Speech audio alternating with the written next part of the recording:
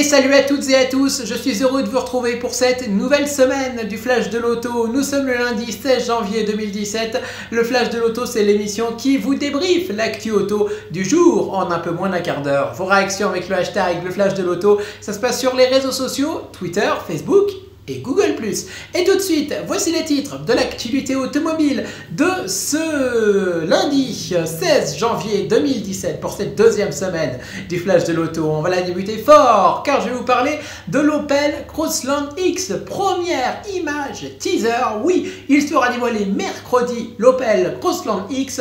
Alors, quelle est cette première image teaser? Eh bien la réponse, c'est dans quelques instants, dans ce Flash de l'automobile.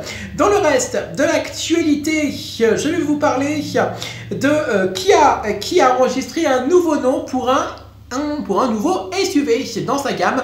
Alors, comment devrait-il s'appeler ce SUV? La réponse dans un instant. Je vais également vous parler d'une bonne nouvelle pour Alpine. On ne savait pas si elle serait à Genève. Eh bien, si elle sera à Genève, la marque aura même son propre stand pour sa première apparition depuis un bon petit moment. Et oui, on en reparlera tout à l'heure dans l'actu du jour. Dans l'actu du jour également, ce soir, je vais vous parler de deux infos 100% F1. Et oui, c'est possible car on a appris plusieurs infos F1 en ce lundi. Et cet après-midi, on a appris que Pascal Wehrlein, il est confirmé chez Sauber. Oui, c'est possible. Et il y a même un retournement de situation cette année en Formule 1, alors que Felipe Massa devait partir de la Formule 1. Et bien finalement, il reste. Et on connaît le nom du successeur de Nico Rosberg. Et oui, on connaît donc le nom du camarade un peu de Lewis Hamilton. Ça sera Valtteri Bottas, ancien camarade de Felipe Massa chez Williams. Et oui, ils seront plus ensemble en 2017. Valtteri Bottas rejoint Mercedes en F1. On y reparlera de cette info tout à l'heure. Vos réactions avec le hashtag le Flash de l'Auto sur les réseaux sociaux. Ça se passe sur Twitter, sur Facebook et sur Google+. Allez, tout de suite, on passe à l'actu du jour.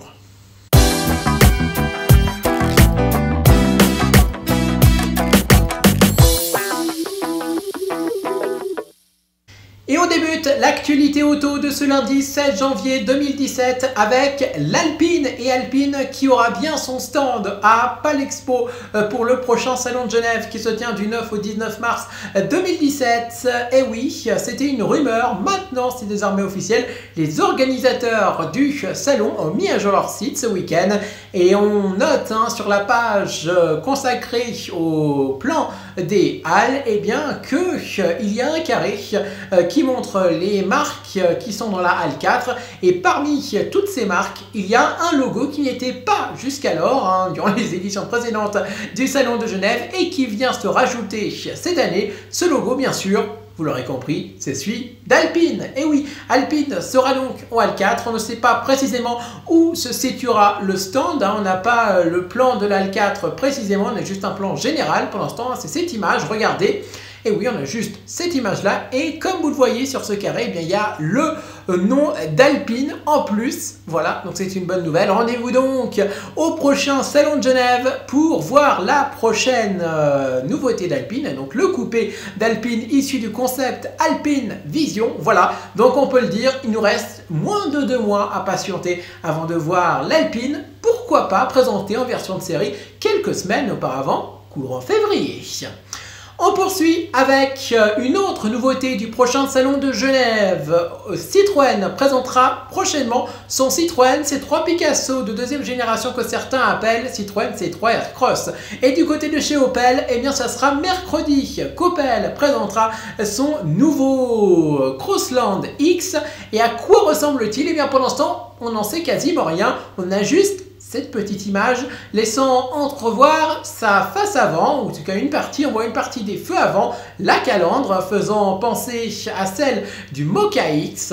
Bref, je peux vous dire que c'est une auto très attendue. Je vous donne rendez-vous mercredi pour toutes les infos sur ce nouveau Crossland X de chez Opel. C'est une nouveauté qui sera retrouvée tout comme la nouvelle Opel Insignia Grand Sport au prochain salon de Genève du 9 au 19 mars 2017. Rendez-vous donc mercredi pour tout savoir sur le Crossland X, édition spéciale, bien sûr, dès le début de l'émission, pour tout savoir sur cette nouveauté très attendue.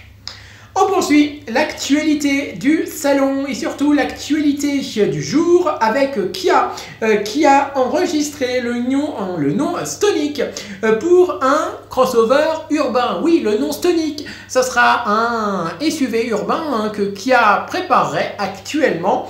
Et il s'appellera le Kia Stonic, un nom donc assez original. Et je peux vous dire que Kia a bien l'intention de ne pas laisser le segment des petits crossovers aux autres constructeurs, comme par exemple avec Renault et son Captur, Peugeot avec son 2008 ou encore Nissan avec son Juke, pour ne citer que.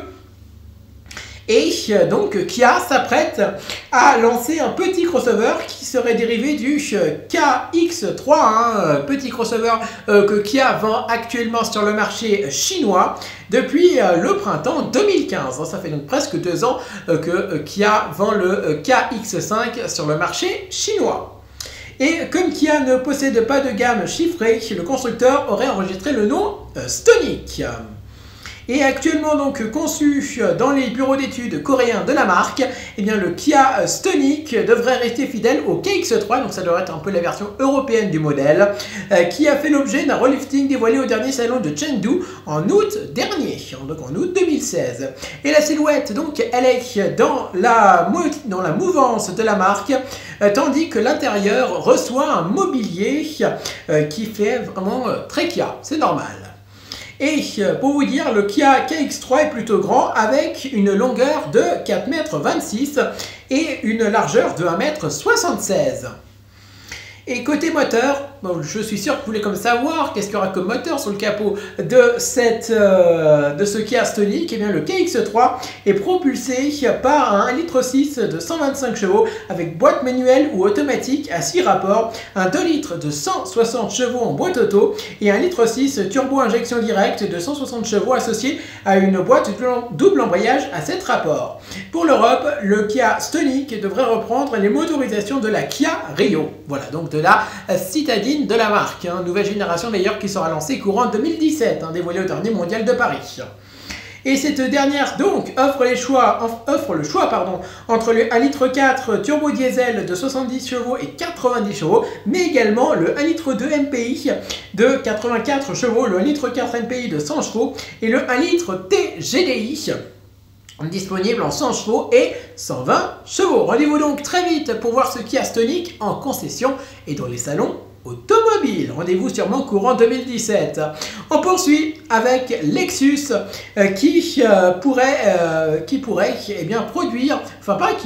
va produire une version hybride de sa LS. Et oui, elle a été confirmée par inadvertance. Et oui, ça arrive, parce que ça arrive que des fois, les marques confirment par inadvertance certaines infos. Et alors que les rumeurs annoncent une version hybride, Lexus n'en a pas dit un mot lors de la révélation de la nouvelle génération à l'occasion du NAIAS 2017. Et pour le dossier de presse, eh bien, la Lexus LS n'est disponible qu'avec un nouveau V6 biturbo de 3,5 litres développant 421 chevaux. Et pourtant, la marque japonaise a confirmé par inadvertance qu'une version hybride de sa nouvelle LS est en préparation.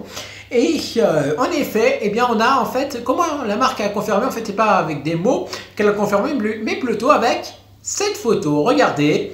Et oui, sur cette photo, vous remarquez eh bien, il y a un bouton EV Only, donc pour Electric Only, environ pour un mode électrique, voilà, pour mode électrique seul, ça veut dire ça, voilà, tout simplement, EV Only.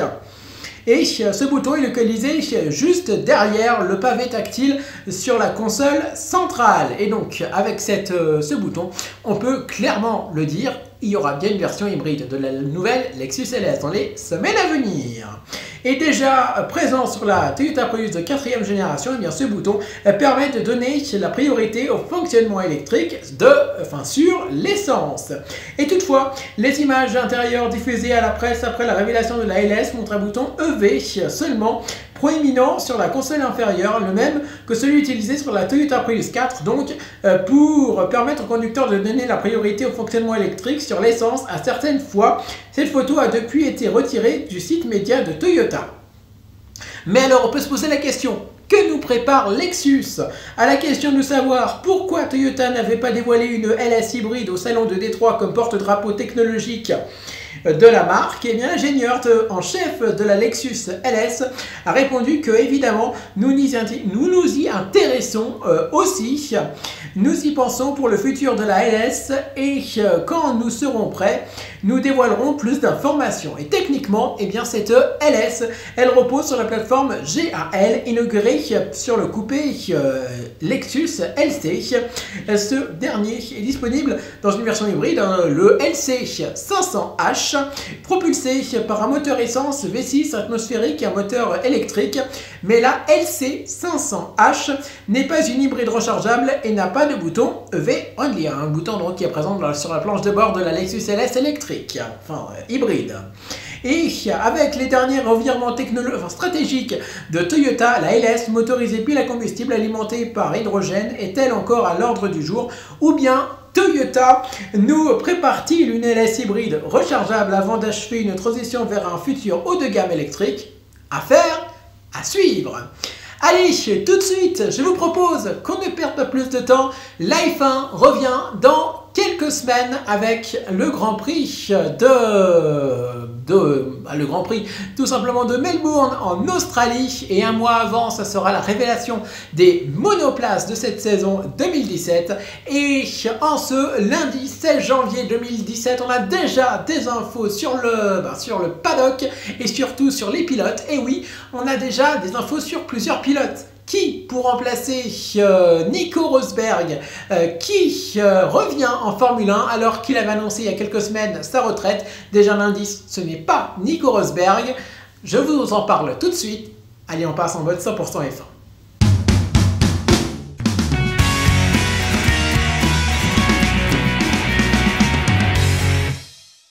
100% F1, c'est donc la chronique qui vous débriefe l'actu F1 au quotidien.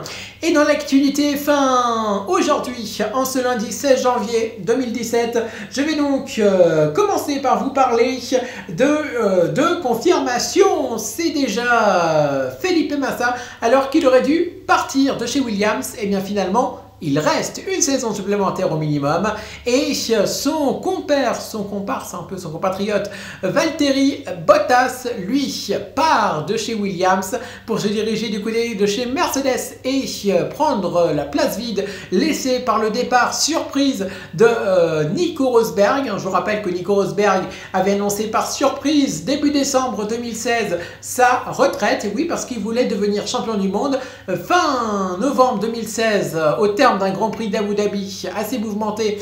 Eh bien il a eu cette place de champion du monde, ce titre de champion du monde, et donc après, eh bien quelques semaines après, il avait dit, enfin à peine une semaine après, il avait dit voilà, j'arrête la F1, je prends ma retraite. C'était une annonce inattendue, c'était un coup de tonnerre dans le monde de la Formule 1, et donc il fallait trouver quelqu'un pour le remplacer. Et ce quelqu'un, eh bien il porte un nom, c'était déjà des rumeurs qu'il annonçait Valtteri Bottas. Eh bien c'est Mercedes qui le confirme cet après-midi, c'est bien Valtteri Bottas qui va remplacer Nico Rosberg et donc devenir le nouveau camarade de Lewis Hamilton dès cette saison au volant de la F1 Mercedes.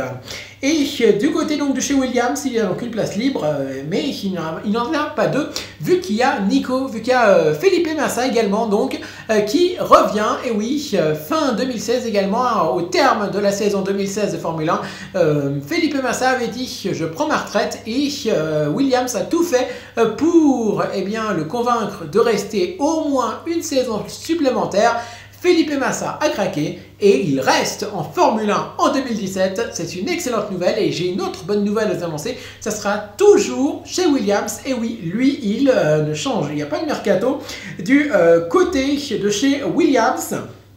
Et à propos de cette info concernant le retour de Felipe Massa chez Williams, eh bien Williams a dit la chose suivante, je cite: Williams Martini Racing est heureux de confirmer que Felipe Massa a accepté de rejoindre Williams pour un contrat d'une saison, ça c'est important de le noter, sortant de sa retraite pour remplacer Valtteri Bottas que l'écurie a relâché pour qu'il rejoigne Mercedes pour la saison 2017. Donc vous voyez, en fait, c'est pas Mercedes complètement qui confirme que Valtteri Bottas rejoint Mercedes, c'est bien Williams, vu que là, c'était le communiqué de Williams que je vous ai lu, tout simplement. Et concernant son retour, Felipe Massa a réagi. Il a dit la chose suivante: je n'ai certainement pas perdu de mon enthousiasme pour la course et je suis extrêmement motivé pour revenir conduire la FW40. C'est le nom de code de la F1 de Williams version 2017, tout simplement. Et concernant le départ de Valtteri Bottas pour Mercedes, il a déclaré la chose suivante: c'est génial de piloter une flèche d'argent cette année. Je suis impatient de me mettre au travail. Mon but est d'immédiatement, dès la première course, marquer tous les points possibles. Je vous garantis que je donnerai tout. Ce sera ma 5e saison en Formule 1. J'ai décroché 9 podiums avec Williams, mais il me manque toujours ma première victoire. Donc c'est ma première mission. Tout simplement. Et avec donc cette double annonce, la grille est complète. On attendra bien sûr d'en savoir plus sur Manor, mais cette saison devrait se courir à 10 écuries seulement. Et en parlant de F1, on reste en Formule 1 et je vais vous parler de Pascal Wehrlein qui a été confirmé chez Sauber. Et c'est donc Monisha Kaltenborn, la patronne de l'écurie Sauber, qui l'a déclaré.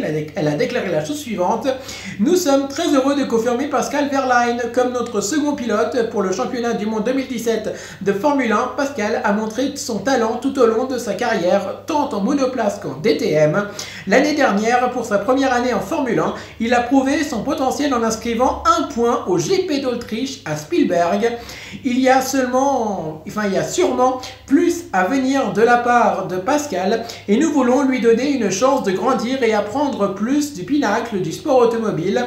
Je suis persuadé que Marcus et Pascal feront une combinaison solide pour 2017. Donc a déclaré la patronne de la marque, la patronne de l'écurie Sauber, Monisha Kaltenborn, tout simplement. Et pour 2017, Pascal Wehrlein, il se fixe l'objectif de marquer des points régulièrement et de faire grimper Sauber dans le milieu du tableau des équipes de Formule 1.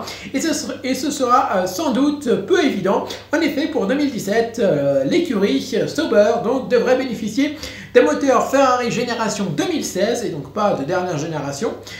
Tandis que la saison 2017 voit les moteurs dégelés. Sans jetons, les évolutions devraient être plus fréquentes. Aussi, la différence avec un vieux bloc se ressentira sans nul doute. Donc, vous savez tout sur les dernières infos F1. Je rappelle les infos F1 de ce lundi. Pascal Wehrlein confirmé chez Sauber, mais aussi on connaît le nom du remplaçant de Nico Rosberg chez Mercedes. C'est Valtteri Bottas et Felipe Massa qui revient chez Williams alors qu'il aurait dû prendre sa retraite.